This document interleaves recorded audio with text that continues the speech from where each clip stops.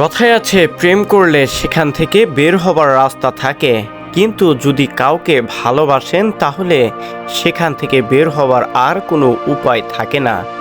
বলছে আর্জেন্টিনার গোলরক্ষক বাজ পাখি খ্যাত এমিলিয়ানো মার্টিনেজের কথা। তিনি তো বলেই ফেলেছেন, আর্জেন্টিনা প্রিয় দলটা আমার প্রাণ। যদি আমাকে এক পাশে রেখে অন্য পাশে Lionel Messi, Di Maria, Nicolas ওটামেন্ডিদের রাখা হয় তাহলে আমি বলবো আমার একটা দেহ সেখানেই পড়ে আছে। তাই তো আমি দলের জন্য সবসময় ঝাঁপিয়ে পড়ি আমার জীবনের সবটুকু দিয়ে। আমি দলের সাথে কখনো প্রেম করিনি, দলকে ভালোবেসেছি। এখান থেকে ছেড়ে যাওয়ার কোনো উপায় নেই আমার। আমি যতদিন অস্তিত্ব আমার পৃথিবীতে থাকবে ঠিক ততদিন আর্জেন্টিনা দলটির সাথে আমার সম্পর্ক থাকবে।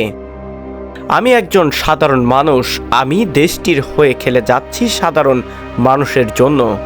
দলটিতে রয়েছেন অভিজ্ঞ কিছু খেলোয়াড় এবং প্রিয় কোচ লিওনেল স্ক্যালোনি, যাদেরকে ঘিরেই আমার বর্তমান সময়ের সবচেয়ে বেশি স্বপ্নটা আঁকড়িয়ে রয়েছে তাদেরকে ঘিরে। তারা যতদিন থাকবে ততদিন আমার ভালোবাসা থাকবে। এরপরেও যারা নতুন প্রজন্ম আসবে তাদের প্রতিও থাকবে অনেক ভালোবাসা।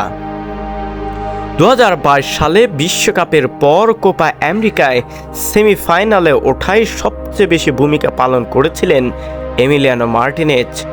তার পেনাল্টি শুট আউটে যেভাবে প্রতিরক্ষার দেয়াল তৈরি করেছিলেন, সেখান থেকেই আর্জেন্টিনা পেয়েছে দারুণ একটা জয়।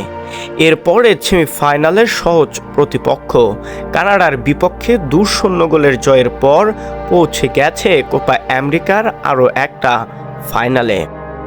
ফাইনাল ম্যাচটি অবশ্য কঠিন প্রতিপক্ষই বলা যেতে পারে কলম্বিয়াকে। এই দলটির বিপক্ষে আর্জেন্টিনা যদি কোনোভাবে এই ফাইনাল ম্যাচটি জিততে পারে তাহলে কোপা আমেরিকার ইতিহাসে সর্বোচ্চ ট্রফি জয়ের স্বাদটা গ্রহণ করবে আলবি সেলেস্তারা।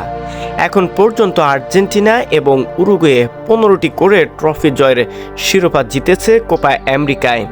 এবার যদি আর্জেন্টিনা জিততে পারে তাহলে সবার ঊর্ধ্বে অবস্থান করে প্রথম স্থান জায়গার দখলটা নেবে লিওনেল মেসিরা।